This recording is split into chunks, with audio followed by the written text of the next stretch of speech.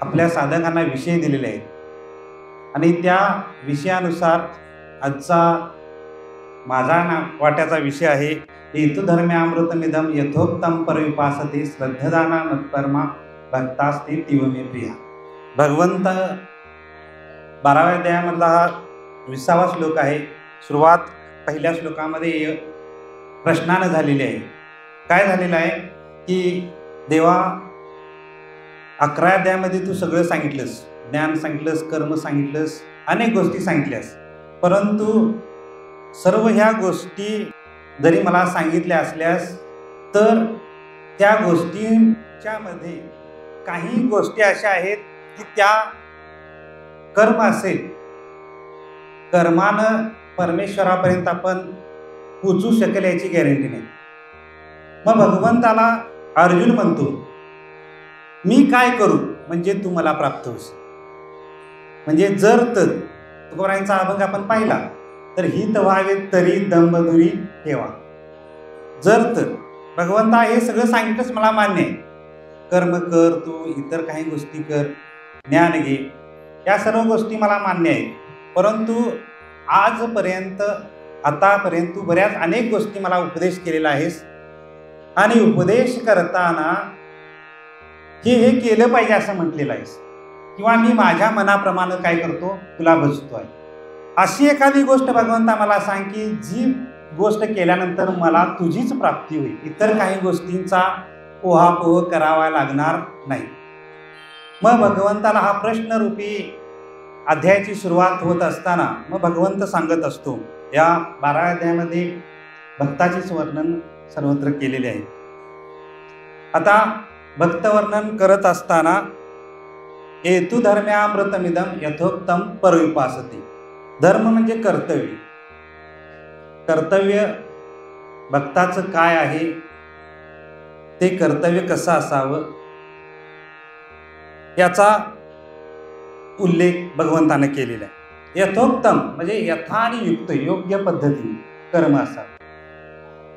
परविपासते म्हणजे माझी उपासना करतात, आणि श्रद्धदाना मत्परमा भक्तास्ते तीव मे प्रिया। आता या श्लोकाचे 2 विभाग जर आपण केले तर स्थायीपासून स्थूलापासून सूक्ष्माकडे जाणार आहे।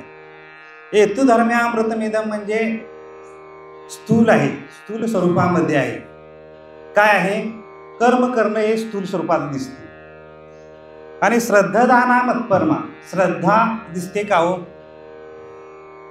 म्हणजे अंतरंग साधन आणि बहिरंग साधन आपण ज्या पद्धतीने म्हणतो विचारसागरामध्ये, यामध्ये आपण पाहिलं तर या श्लोकाचे माझ्या मतीप्रमाणे 2 विभाग केले तर स्थूलापासून सूक्ष्माकडे जात असताना स्थूल काय म्हणतो की कर्म केलं पाहिजे, कर्म आपल्याला दिसतं आणि श्रद्धा दिसत नाही। म्हणजे मी वारकरी आहे कशावरून ओळखतं, गळ्यामध्ये माळ आहे आणि गोपीचंदन टिळा आहे, यामुळं मी वारकरी आहे, माळकरी आहे हे लक्षात येतं। परंतु मी वारकरी आहे आणि एखादं निषिद्ध कर्म करण्याची वासना होते ही मनामध्ये आहे, हे सूक्ष्म विषय। तुकोबारायांच्या अभंगातून पाहिलं आपण तर सुंदर ते ध्यान उभे विटेवरी कर कटावरी ठेवून या, तुळसी हार गळा कासे पितांबर आवडेनी नंतर त्याची ध्यान, मकर कुंडले तळपती श्रवणी कंठी कौस्तुभ मणी विराजित। आता इथंपर्यंत जर आपण 3 चरणाचा विचार केला, तुकोबारायांनी पहिल्यांदा आपल्याला वीटच दाखवलेली आहे, म्हणजे पहिल्यांदा स्थूलाचा विचार केलेला आहे। कारण विज्ञान युगामध्ये आपण राहणारे लोक आहोत, पाहिल्याशिवाय होत नाही। उदाहरण याच्यासाठी अगोदर सांगतो तुम्हाला की 1ली 2रीची मुलं असतात, स्थूलाचाच का विचार संतांनी पहिल्यांदा केला, किंवा परमेश्वरानं स्थूलापासून सूक्ष्माकडे का गेली, तर सूक्ष्मापासून स्थूलाकडे आले असते तर काय बिघडलं असतं का। तुका म्हणे माझे हेची सर्व सुख पाहेन श्रीमुख आवडीने, हे सूक्ष्म आहे। तुका म्हणे माझे सर्व सुख, सुख दिसणारी गोष्ट आहे का, नाही। मग हे पहिल्यांदा सांगितलं असतं तर चाललं असतं का, नाही, चाललं नसतं। कारण उदाहरण आपल्याला देतो, की दुसरीच्या तिसरीच्या इयत्तेमध्ये मुलं असतात, पहिलीच्या इयत्तेमध्ये मुलं असतात आणि त्यांना शिक्षक पाढे म्हणण्यासाठी सांगतात, म्हणजे पाढे पाठ करण्यासाठी सांगतात. आता पहिली दुसरीचा मुलगा काय करतो, बे के बे, बे दोन्ही 4, बे त्रिक 6, बे चौक 8, बे पंचे 10, बे सत्क 12, बे साती 17, बे 8 16, बे 9 18, बे 10 20. आता त्याला गणित हा विषय नवीनच असतो, पहिली दुसरीला पाढे नवीन असतात, त्यामुळं त्याला तो सराव करावा लागतो, त्यामध्ये सातत्य ठेवावं लागतं आणि तो पाढे पाठ करत असतो. आता पाढे पाठ करत असताना स्थूल काय सांगतं की पाढे पाठ करत असताना वर्गामध्ये शिक्षक विचारतात, बेचा पाढा बाळा, म्हणजे बे साती किती बाळा, असं विद्यार्थ्याला एखाद्या विचारलं तर तो दुसरी तिसरीचा विद्यार्थी असेल तो परत बे के बे, बे दोन्ही 4 मनातल्या मनात का असना परंतु म्हणणार आणि बे साती म्हटल्याबरोबरच 14 उत्तर आलं. आता त्याला एवढा सराव नाही, सवय नाही. याचं आणखीन एक उदाहरण सांगतो की गुरुवर यांचं आमच्या चिमगाव या ठिकाणी काय होतं, प्रवचनमाला होती. आता प्रवचनमाला सुरू असताना पाठीमागचा भाग जो आहे पहिल्या दिवशीचा, म्हणजे माऊलींचा जन्म असेल, त्यांच्यावरचा शिक्षणाचा प्रभाव असेल, तो सांगण्यासाठी काय सांगितलं होतं की फक्त प्रस्तावनेमध्ये 2 वाक्य बोलले की पाठीमागे काय झालेलं आहे याचं आपल्याला काय करायचं, समजून यायचं, म्हणजे मागच्या भागामध्ये काय झालेलं आहे. आता जर प्रत्येक वेळी जर एकसारखं सांगत राहिले असते तर तिसऱ्या दिवशी लोक कंटाळले असते, गर्दी कमी झाली असती, म्हणणार आहे तेच सांगतात. तिसऱ्या दिवशी काय झालं असतं, कमी झाली असती लोक, म्हणजे तेच पुढं येत नाही. कशामुळे येत नाही, पाठीमाग जो झालेला विषय आहे स्थूल रूपाचा तो सूक्ष्मतेकडे जातो. म्हणजे माऊलींचा जन्म झाला, शिक्षण झालं त्यांचं, त्यांना विठ्ठलपंतांनी शिक्षण दिलं, ही गोष्ट झाल्यानंतर माऊलींचं चरित्र सुद्धा सूक्ष्मतेकडे जातं, हळूहळू सुलाकडून समाधी अवस्थेकडे जात असताना सूक्ष्मतेकडे जात चरित्र असतं आणि त्या चरित्रामध्ये सांगत असताना जन्म झाल्यानंतर प्रत्येक वेळी सांगावं लागत नाही की यावेळी माऊलींचा जन्म झालेला आहे, यावेळी माऊलींचा जन्म झालेला आहे, सांगावं लागत नाही. फक्त काय सांगावं लागतं की माग जो विषय झालेला प्रस्तावनामध्ये 2 वाक्य सांगितली, झाला विषय संपला. त्या पद्धतीनं त्या मुलाला आता पाढे करत असताना तो दुसरीचा विद्यार्थी प्रत्येक 1 2 3 4 असं मोजत असतो, म्हणजे बे की बे बे विद्यार्थी, आणि तोच विद्यार्थी 10वी 12वीला गेला आणि कोणीतरी अचानक विचारलं बे साती किती, 14.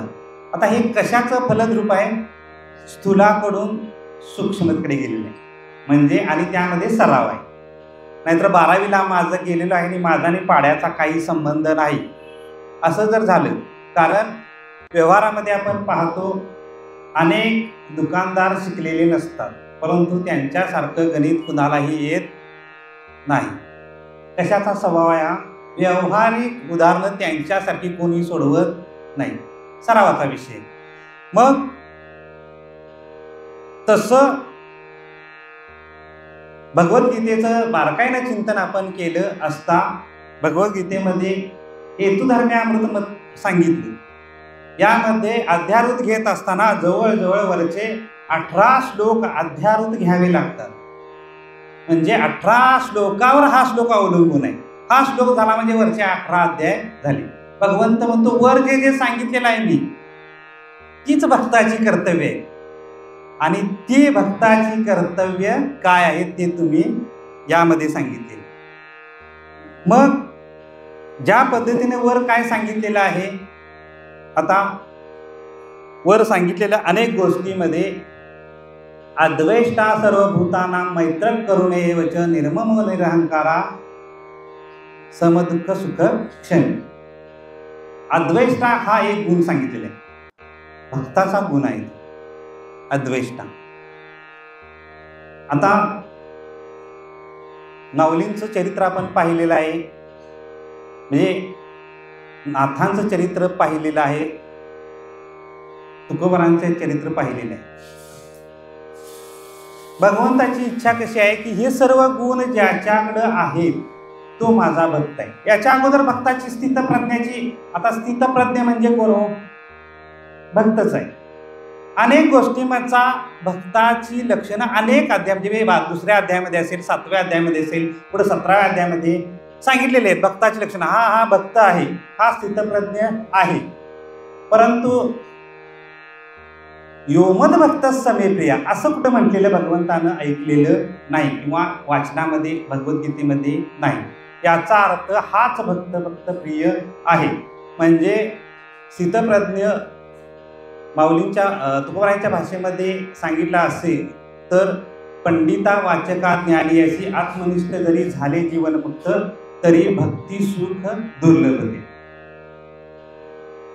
म्हणजे काल सागर महाराजांनी सांगितलेले की भक्ती कुणाच्या हृदयामध्ये पिंजते, कुणाच्या हृदयामध्ये स्थित होते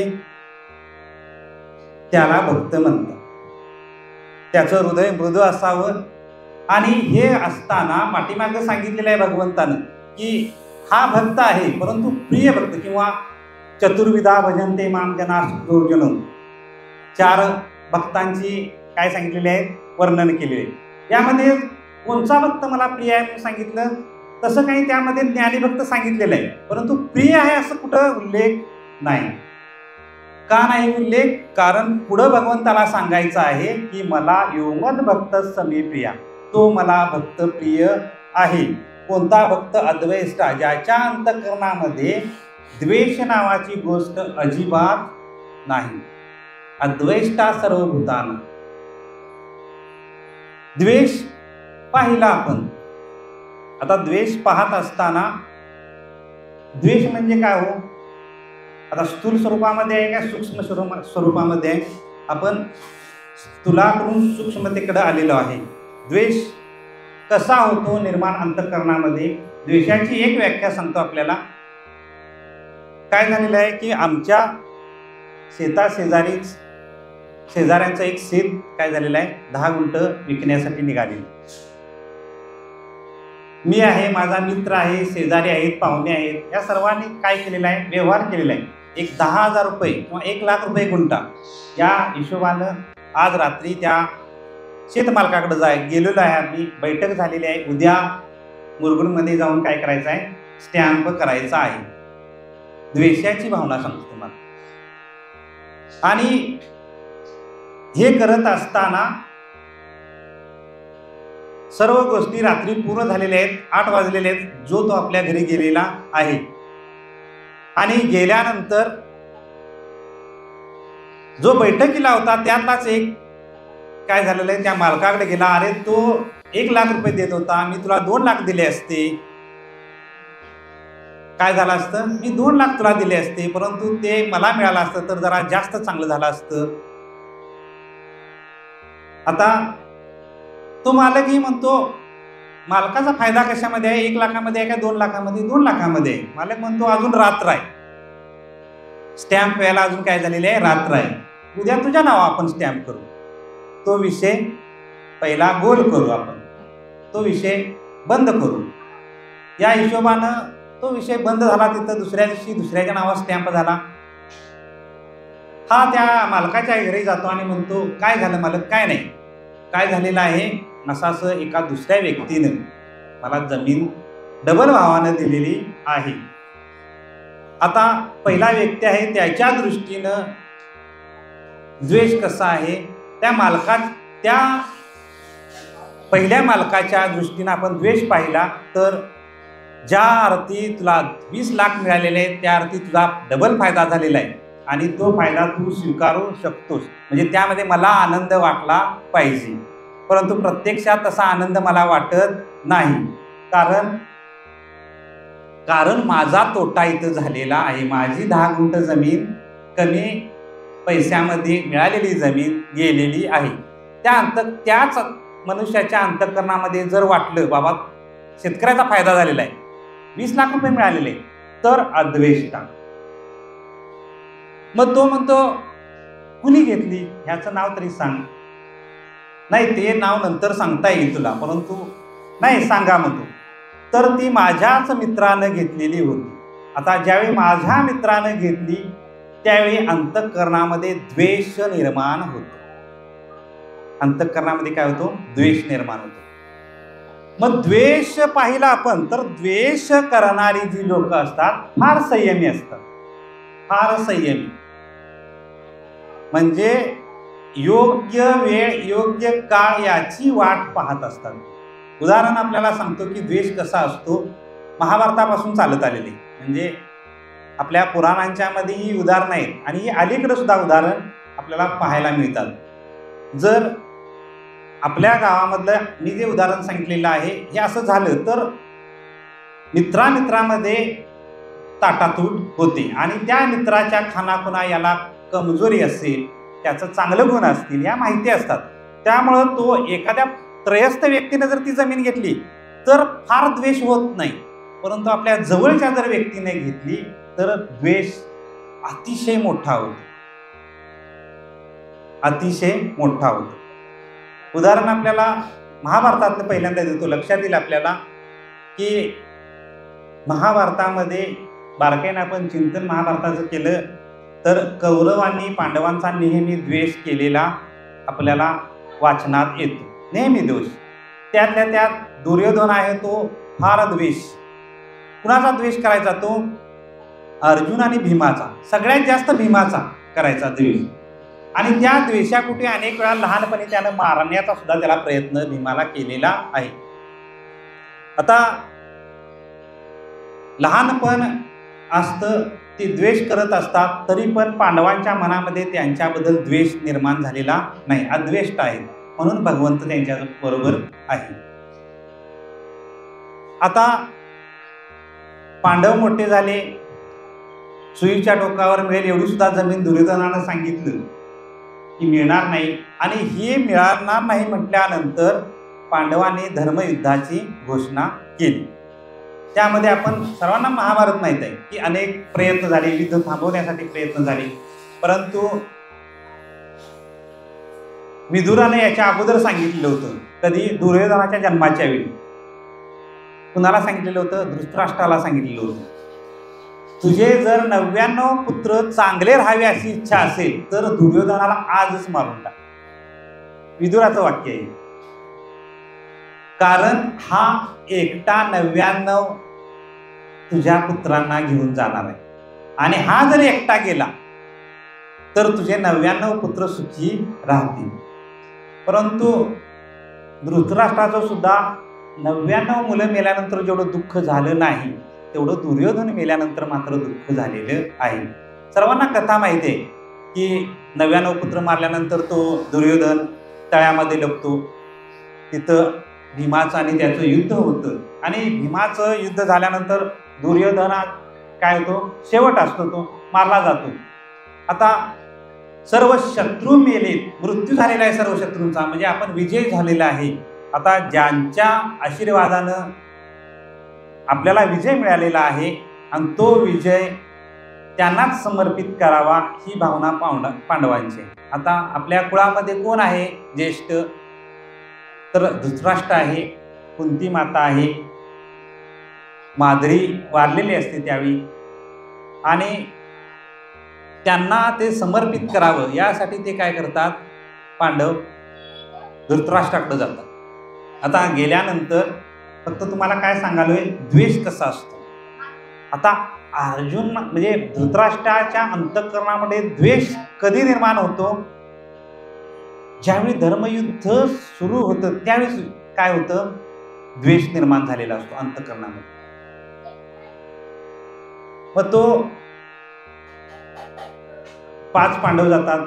भगवान श्रीकृष्ण म्हणजे ज्यावेळी संकट येतं त्यावेळी बरोबर भगवंत त्यांच्या बरोबर असतो, कारण त्यांच्या तैसा हृदयामध्ये मी रामू, कारण त्यांच्या अंतःकरणामध्येच भगवंत असल्यामुळं.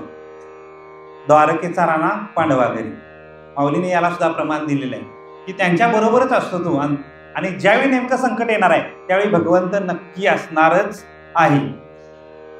मग हे 5 भाऊ उठतात आणि धृतराष्ट्राच्या भेटीला महालामध्ये जातात. काका, तुमच्या कृपेनं आम्हाला काय झालेलं आहे? राज्य मिळालेलं आहे आता पांडवांचं हे राज्य म्हणजे तुमचंच राज्य आहे, आजपर्यंत तुम्हीच चालवलेलं आहे, ते आत्ता तुम्हीच चालवा, आम्ही काय आहे फक्त निमित्त मात्र झालेलो आहे. धृतराष्ट्राला सुद्धा डोळ्यातून पाणी येतं आणि म्हणतो तुम्ही धर्मयुद्ध जिंकलेलं आहे, मला आनंद वाटतो याचा. आता आनंद कसा होता तो सांगता येत नाही, त्याला सूक्ष्म म्हणतात, सांगता येत नाही. स्थूल रूपानं काय पाहिलं, डोळ्यामध्ये अश्रू पाहिलं. पांडवांनाही वाटलं बरं झालं काकांना आता तरी उपरती निर्माण झाली, पुत्र स्नेह गेलेला आहे आणि सर्व पराक्रम सांगतात, अरे अर्जुना तू हे केलंस, तुम्ही सर्वांनी हे केलं, परंतु भीम कुठं आहे म्हणतात, सर्व पाया पडतात, मला भीमाला आलिंगन द्यायचं आहे असं म्हणतात धृतराष्ट्र, कारण त्यानं सर्वात जास्त पराक्रम केलेला आहे. आता हे सांगत असताना भीम म्हणतो मनामध्ये म्हणजे माझ्यावर जास्त काकांचं प्रेम आहे असं भीमाला वाटतं.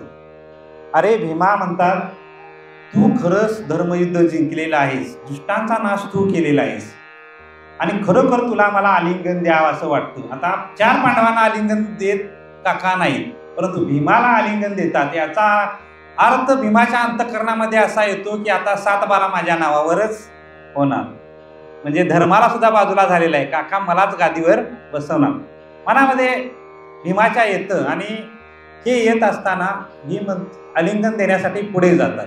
आता तिथली परिस्थिती आपण पाहिली तर धृतराष्ट्र आंधळा आहे, परंतु भगवान श्रीकृष्ण तिथं असतात. ते काय करतात, तिथं जवळच एक लोखंडाचा पुतळा, भरीव पुतळा असतो.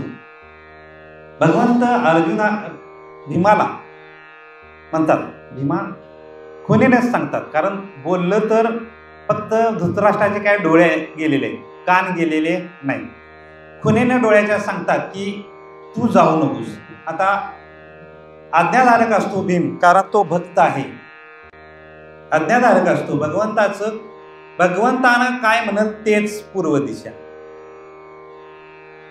मग हे असताना तो भीम थांबतो तिथं आणि डोळ्याच्याच इशारानं भगवान श्रीकृष्ण सांगतात की हा जो पुतळा आहे तो पुढं अलगद केला पाहिजे. आता अलगद पुतळा पुढं करण्यासाठी भीमाला सांगितलं जातं. त्यावेळी भीमानं सहज तो पुतळा उचलला आणि धृतराष्ट्राच्या समोर ठेवला.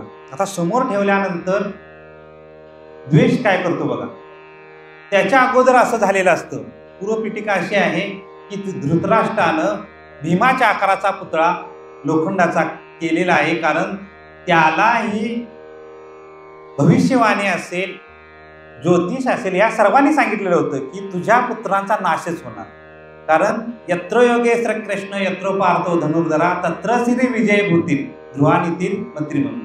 राजाला तुझा पोपट मेला हे सांगायचं कसं, तो निश्चित पडलेला आहे, काही फडफडत नाही, कारण राजाचा पोपट आहे, मेलेला सांगायचं नाही. मग विदुर काय करतो की संजय काय करतो, संजयाला धृतराष्ट्र विचारतो, अरे माझी मुलं विजय होणार काय पांडव विजय होणार. त्यावेळी विदुर काय म्हणतो, यत्र योगेश्वर कृष्ण यत्र पार्थ, म्हणजे ज्या ठिकाणी भगवंत आहे त्या ठिकाणी विजय होणार आहे. तुझी मुलं मला विजय होणार आहेत काय नाही माहिती नाही, परंतु भगवंत ज्या ठिकाणी आहे तिथं विजयी होणार आहे. हे ऐकल्यानंतर नक्कीच भीमच माझ्या मुलांचा नाश करेल या हेतूनं अगोदर सराव केलेला असतो धृतराष्ट्रानं की तो जर आलिंगन मला द्यायला आला तर त्याला आपण काय करायचं, आलिंगन द्यायचं, ते सोडायचं नाही. हे भगवंताला गोष्ट माहिती असते आणि भगवंत पुढं पुतळा करायला लावतात भीमाला. आणि अनेक दिवसाचा द्वेष असतो, तो द्वेष बाहेर येतो, म्हणजे द्वेष बाहेर किंवा आनंद बाहेर करण्याची. आता समजा आपल्याला आनंद झाला, एक तर शब्दात व्यक्त करू, नाचू, गाऊ, काहीतरी करू, म्हणजे शब्दाद्वारे किंवा कृतीद्वारे आपण आनंद व्यक्त करतो. सूक्ष्म जरी असेल तरी व्यक्त करण्याची भाषा कशी आहे, शब्दामध्ये आपण सांगू शकतो किंवा कृतीनं सांगू शकतो. आनंदानं वेड्या होऊन आपण नाचू शकतो. आपण पाहिलं हरिपाठामध्ये मुलं, कीर्तनामध्ये मुलं आनंदानं नाचतात. आता त्यांना नक्की आनंद झालेला आहे हे कशावरून कळतं की त्यांच्या चेहऱ्यावर हास्य आहे, आनंदानं नाचत आहे, या गोष्टी झाल्या. तसा द्वेष तो प्रगट करणार आहे भगवंताला माहिती असल्यामुळं तर प्रगट करण्यासाठी तो कृती करणार हे नक्की माहिती होतं आणि ती कृती होती आलिंगनाची. आलिंगनाची कृती केल्यानंतर तो मोठा पुतळा होता तो लोखंडाचा, तो जागच्या जागी तो काय करतो, चिरडला जातो. आता भीमाच्या मनामध्ये येतं आज राज्याभिषेकाऐवजी काय झालेला असता, पुण्यतिथीचा दिवस झाला असता जर मी समोर गेलो असतो तर. कारण लोखंडाचा पुतळा एवढा धृतराष्ट्राने वाकवलेला आहे याचा अर्थ माझं काही खरं झाले नसतं, भगवंताचं ऐकलं म्हणून हे झालेलं आहे. याला म्हणतात द्वेष. अद्वेष्टा सर्वभूताना मैत्र करुणे एवच निर्ममो निरहंकारा समदुःख सुखक्षेमी. आता प्रत्येक जे गुण आहेत ते सर्व गुण भगवंत म्हणतो एकाच व्यक्तीमध्ये येतील असं नाही. आता माऊलींच्या दृष्टीने पाहिलं तर माऊलींचं ज्ञानच सर्वांना ज्ञात आहे. माऊलींचं वैराग्य कोण म्हणत नाही, ज्ञान आहे. परंतु नाथांचं पाहिलं तर नाथांच्याकडे पाहिलं आपण नंतर शांतीच आपण पाहतो. तुकोबारायांच्याकडे पाहिलं तर काय होतं, वैराग्य पाहतो. आता तुकोबारायांच्याकडे ज्ञान आहे का नाही हो, आहे. सगळ्या गोष्टी आहेत, म्हणजे विवेक, वैराग्य, समाधी, षटक सगळ्या सांगितलेल्या गोष्टी, सगळ्या गोष्टी आहेत म्हणून ते संत झालेले. परंतु एक गुण त्यांच्याकडे असा चांगला आहे की त्या गुणामुळे इतर गुण सर्व काय झालेले आहेत, त्याच्याबरोबर आलेले आहेत. एकच गुणाची कुठल्या तरी चांगली जर उपासना आपण म्हणजे चांगला त्यातील स्वीकारला तर त्या गुणाबरोबर इतर गुण सुद्धा येऊ शकतात. हे आपण संतांच्या चरित्रातून पाहतो. म्हणजे वैराग्य पाहत असताना तुकोबारायांचं त्यांच्याकडे ज्ञान आहे, विवेक आहे म्हणूनच वैराग्य आलेलं आहे. आणि हे वैराग्य येतं याचा अर्थ अद्वेष्टा सर्वभूतांना मैत्र करुणे एवच. किंवा आणखी एका पुढच्या श्लोकामध्ये भगवंत म्हणतो अनपेक्ष सुचिरदक्ष उदासीनो गतव्यता सर्वारंभ परित्यागी योमद भक्त समेप्रिया. म्हणजे भगवंत भक्ताचं लक्षण सांगत असताना अनपेक्ष असावा असं म्हणतो. सुचिरवृत्ता अंतःकरणामध्ये सूक्ष्मतेनं पाहिलं तर म्हणजे आंघोळ वगैरे आपण स्थूलाकडे पाहतो, परंतु वृत्तीची काय असावी, आंघोळ असावी, मनाची आंघोळ असावी. याला अनपेक्ष सुचिरवृत्ता म्हणतात. उदासीनो गतव्यता सर्वारंभ परित्यागी योमद भक्त समेप्रिया. प्रत्येक श्लोकाच्या शेवटी योमद भक्त समेप्रिया असं सांगितलेलं आहे भगवंतांनी. म्हणजे जो अनपेक्ष आहे, अनपेक्ष म्हणजे उदाहरणामध्ये आपण एखादा भिकारी आपण पाहिला तर भिकारी काय करतो, अनपेक्ष असतो. एक गुण असतो भिकाऱ्याकडे सुद्धा चांगला, कुठला आहे, अनपेक्ष आहे. काय करतो तो, उद्याची काळजी त्यांना नसते, त्यामुळे त्यांना शुगर, बीपी इतर आजार नसतात. आपल्याला उद्याची काळजी असते म्हणून आजार होतात. अनपेक्ष राहिले की ते आजार होऊ शकत नाही. सुचिरवृत्त आहे त्या भक्ताकडं. याला समांतर एखादा अभंग आपण पाहिला तर भक्त ऐसे जाणार जे देही उदास गेले आशा पाश निवारुनी विषय तो त्यांचा झाला नारायण नावडे जन धन माता पिता निर्वाणी गोविंद असे मागे पुढे काहीच साकडे पडवणे दी. याचं आपण पाहिलं तर भक्त कुणाला म्हणावं, तुकोबारायांच्या भाषेमध्ये सांगितलं तर देहावर उदास आहे तो. आता देहावर उदास होणं हे भक्ताचं कर्तव्य आहे, त्यालाच भक्त म्हणावं. आता अनात्म विषयानं पाहिलं आपण तर देहावर उदास म्हणजे अनेक लोक संध्याकाळी 6 नंतर देहावर उदासच असतात. मतितार्थ सर्वांना माहिती आहे की 6 नंतर देहावर उदास असतात. किंवा आता अलीकडे इंजेक्शन आलेले आहेत, कोकीन आलेले आहेत, अनेक गोष्टी आहेत की थोडं जर घेतलं तर ती देहावर उदास होतात. आपण काय करतो याचं त्यांना भान नसतं. असा अभिप्रेत आहे का हो? मग असं जर अभिप्रेत असतं तर तुकोबारायांच्या हे तोंडातून आलं नसतं. म्हणजे देहावर उदास कसं व्हायचं आहे की अनात्म बुद्धीनं हा देह कधीतरी जाणार आहे, परंतु हा देह सांभाळणं हे माझं कर्तव्य आहे. याला बाद समानाधिकरण आणि मुख्य समानाधिकरण पाहिलं आपण तर कधीतरी देह हा जाणार आहे आणि त्या देहावर आपण उदास झालं पाहिजे. देह हे काळाचे धन कुबीराचे, येथे मनुष्याचे काय आहे. असा भक्त काय होतो, अनपेक्ष राहतो, सुचिरभूत राहतो. उदासीनो गतवेता सर्वारंभ परित्यागी यो मद्भक्त समीप्य. मग आपण पाहिलं आपला विषय आलेला आहे की हेतू धर्म्यामृतमिदम. धर्म म्हणजे कर्तव्य आहेत भक्ताची, आणि ती भक्ताची कर्तव्य स्थूल रूपानं जरी असतील तर ती स्थूल रूपातील सूक्ष्माकडे जाण्यासाठी स्थूल रूपातील काही कर्तव्य करावीच लागतात. उदाहरणामध्ये निर्गुण निराकार परब्रह्म आहे ते सांगण्यासाठी सत्य ज्ञान अनंत गगनाचे प्रावरण नाही रूप गुण वर्ण जिथे तो हा रे श्रीहरी पाहिला डोळे बरी पाहता पाहणे दुरी सारोनी. म्हणजे निर्गुण निराकार स्वरूप लगेच कळणार नाही आणि त्यासाठी सगुणाची उपासनाही केलीच पाहिजे. आणि ही करत असताना त्यामध्ये श्रद्धाधाना मत्परमा भक्तास्ते तीव्रमेत्रिय, त्याच्या अंतःकरणामध्ये काय पाहिजे, श्रद्धा पाहिजे. आता श्रद्धावान लभन्ते ज्ञानम. एखादा विषय असेल, एखादी गोष्ट असेल, ती जर आपल्याला सातत्यानं करायची आहे आणि त्यामध्ये आपल्याला प्रावीण्य मिळवायचं आहे, त्यासाठी ती गोष्ट किंवा ते काम श्रद्धेनं आपण केले, म्हणजे श्रद्धा म्हणजे मन लावून जर केले व्यवस्थित, तर ते आपल्याला त्यामध्ये प्रावीण्य मिळवता येतं. आता श्रद्धा ही वेदवाक्यावर असावी, उपनिषदांच्यावर असावी, गुरुवाक्यावर असावी. त्यामध्ये आपण पाहिलं तर श्रद्धा जर वेदांच्यावर असेल किंवा संत वाङ्मयावर असेल तर अनेक लोक, म्हणजे देवडीकर बाबांचं आपण जर चरित्र पाहिलं तर जन्मांध होते ते, परंतु त्या जन्मांध व्यक्तीची गाथा आज वारकरी संप्रदायाला प्रमाण आहे. कशाचं फळ आहे, श्रद्धाधाना मत्परमा. आता विषय आलेला आहे म्हणून सांगतो की ब्रह्मीभूत दादा महाराज साखरे यांची जी ज्ञानेश्वरी आहे ती ज्ञानेश्वरीचा मराठीमध्ये जो अर्थ आहे तो वारकरी संप्रदायाला प्रमाणभूत आहे. कारण त्यांचा अर्थ हा इतर ज्ञानेश्वरींच्या पेक्षा वेगळा आहे आणि त्यांचं प्रमाण आहे. कारण त्यांना तसा दृष्टांत झालेला होता माऊलींचा. तुझं जे भाषांतर असेल, तुझं जे काय असेल, या ओळीवरील जो अनुवाद असेल तो मान्य सर्व समाजाला होईल किंवा वारकरी संप्रदायाला सर्व साधकांना मान्य असेल.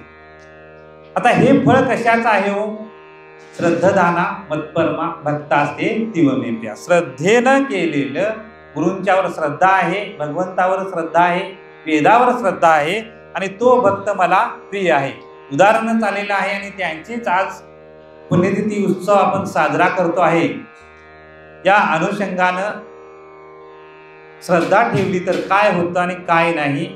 कारण ब्रह्मीभूत दादा महाराज साखरेंच्या जीवनामधला एक प्रसंग आहे की दादा महाराज साखरेंना त्यांच्या गुरूंची इच्छा होती की काय होतं, पूर्वीपासून आळंदी ते पंढरपूर सोहळा होतो, परंतु त्यांच्या गुरूंची इच्छा असते की आळंदी ते काशी हा तीर्थक्षेत्र म्हणजे सोहळा व्हावा आणि त्यासाठी अथक प्रयत्नातून दादा महाराज साखरेंनी तो सोहळा पूर्ण केलेला होता. आता हे गुरूंच्या श्रद्धेवरचं प्रमाण आहे. आणि उदाहरण आपल्या आश्रमातलं सांगतो तुम्हाला की 1993 ब्रह्मीभूत बाबू महाराज तळाशीकर गेले आणि त्यानंतर काही दिवसांनी आश्रमावर अवकळ आली. अनेक लोक त्यानंतर 4 वर्षानंतर 5 वर्षानंतर येत होते, परंतु जे निष्ठावंत होते तेच येत होते. निष्ठावंत वारकरी होते, आश्रमावर नितांत प्रेम करणारे होते, ते येत होते. आणि त्यावेळी काही म्हणजे त्याला अतिप्रभावान लोक म्हणतात. अति का म्हणायचं की त्यांच्याकडे प्रभा नावाची गोष्टच कमी असते, म्हणून अतिप्रभावान म्हणायचं. अतिप्रभावान लोकांनी काय सांगितलं आम्हाला की आजपर्यंत आजाची पुण्यतिथी करायचा कुणाचा नातवांचा अधिकार नाही, त्यामुळं तुम्ही साखरे महाराजांची पुण्यतिथी उत्सव करावा ही अशी कुठंही काय आहे गरज नाही. तुम्ही तुमच्या महाराजांची पुण्यतिथी करा. आता ज्ञानाच्या दृष्टीनं पाहिलं, माळेच्या दृष्टीनं पाहिलं तर ज्ञानोबारायांचं ज्ञान आपल्या अंतःकरणामध्ये आहे, म्हणून सांगतो आपल्याला की ज्ञानोबारायांचे पायिक आपण आहोत, तुकोबारायांचे पायिक आहोत. मग साखरे महाराजांचे पायिक होण्यासाठी काय अडचण आहे का? त्यांचंच ज्ञान पुढे आलेलं आहे. म्हणजे ज्ञानाला नाही ज्ञानम सदृशम पवित्रमेव विद्यते, कालचा विषय झालेला आहे. अरुण महाराजांनी सांगितलं, अरुण महाराज नाही, सागर महाराजांनी सांगितलेलं आहे, ज्ञानासारखी पवित्र गोष्ट जगामध्ये कुठंही नाही. आणि ते ज्ञान पूर्वीपासून चालत आलेलं आहे. म्हणजे भगवंतानं पहिल्यांदा ते मनुला सांगितलं, इक्ष्वाकुला सांगितलं, असं परंपरा पुढे सांगितलेलं आहे. आणि हे ज्ञान त्या लोकांना कळालं पाहिजे होतं की हे ज्ञान अपवित्र नाही, आणि त्या ज्ञानाची उत्सव आम्ही करतो हे लक्षात आलं पाहिजे. त्यांचा तो विषय गौण झाला, सोडून द्या. परंतु आज आपल्याला लक्षात येईल 84वा पुण्यतिथी उत्सव आहे. आणि आता 84 वर्ष पुण्यतिथी करून आम्हाला काय मिळालं? म्हणजे आम्ही काय 84 वर्ष केलेली नाही, परंतु 84 वर्ष करून काय मिळालं याचं एक फलित सांगतो की आपल्या आश्रमामध्ये आता आध्यात्मिक ग्रंथालय काय झालेलं आहे, उभारण्यात आलेलं आहे. आता ही संकल्पना येणं एवढी साधी गोष्ट नाही. इथं लोंढे महाराज आहेत, सुतार महाराज आहेत, आपले साधक अनेक आहेत, आणि गुरुवर्य आमचे या सर्वांच्या संकल्पनेतून काय झालेलं आहे की आध्यात्मिक ग्रंथालय सुरू करण्याचा फक्त काय झाला, अगोदर 4 लोकांच्या मनामध्ये होतं ते, आणि ती पाठाला बसल्यानंतर ते 40 जणांच्या मध्ये गेले, आणि सर्वांचं एकच होतं. कारण संकल्पना अशी आहे, संकल्पना थोडक्यात सांगतो की मी 10 ग्रंथ एका वेळी वाचू शकत नाही किंवा 10 ग्रंथ विकत घेऊ शकत नाही, परंतु एका ग्रंथाचं मी घेऊ शकतो आणि त्याचा अध्ययन करू शकतो. उदाहरणामध्ये ज्ञानेश्वरी माझ्या समोर आहे.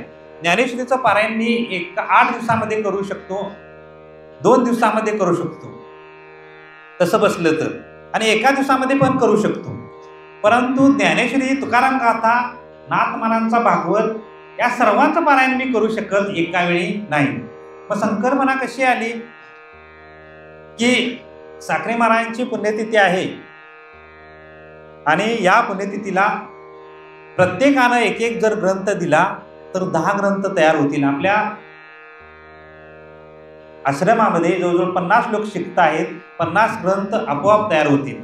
आणि याचं मोठं धाडस म्हणजे फळ सांगतो तुम्हाला की ही संकल्पना झाल्याबरोबर दाभोळे साहेब नावाचे NS दाभोळे हे आपल्या आश्रमातील साधक आहेत. ही संकल्पना झाल्याबरोबर यासाठी जे आर्थिक पाठबळ होतं, म्हणजे मोठी गोष्ट कुठली होती की फर्निचरची मोठी गोष्ट होती. आता साधी कपाटं जरी केली असती, काय दाभोळे साहेब बरोबर काय, साधी जरी कपाटं केली असती तरी मिळाली असते आपल्याला, परंतु दाभोळे साहेबांनी आपल्या घरापेक्षाही चांगलं फर्निचर वापरा. सुतार महाराजांना सांगितलं की चांगलं गोष्ट असेल ती करा. त्यासाठी 60 ते 70 हजार रुपये त्यांनी फर्निचरसाठी खर्च केले.